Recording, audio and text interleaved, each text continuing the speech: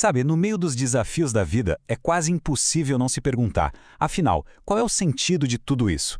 E é justamente aí que entra o livro O Propósito, a jornada de fé e sabedoria da Flávia Caetano.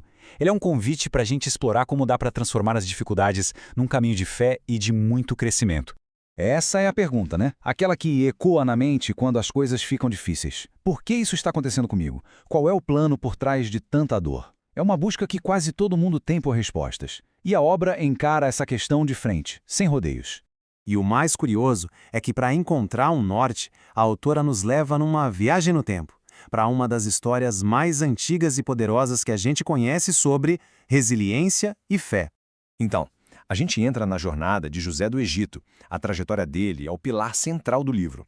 Funciona como um estudo de caso mesmo, sabe? Sobre como a obediência e a perseverança podem, de verdade, reescrever um destino. E que jornada, hein?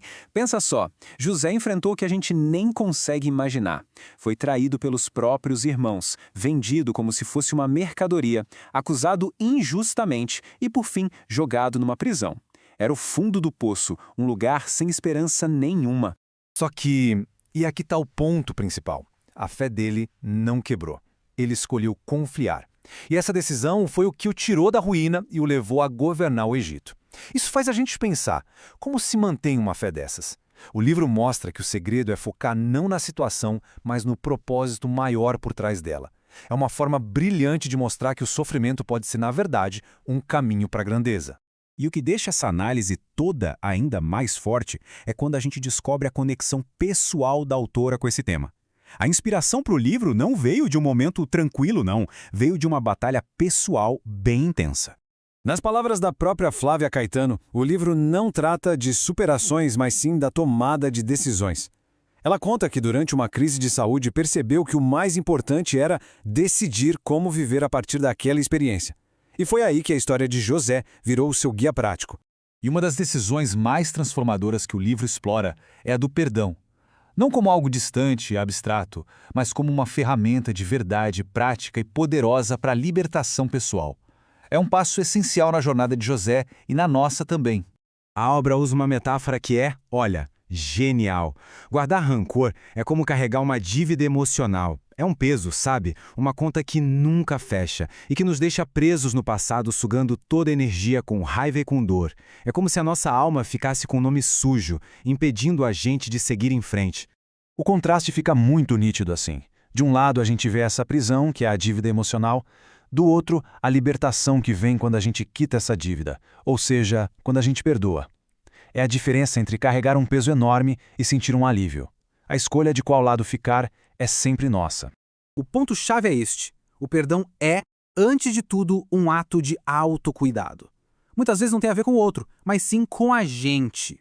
É sobre se dar a liberdade de não carregar mais o peso daquela ofensa. É um caminho para encontrar paz. Tá. E como tudo isso se conecta?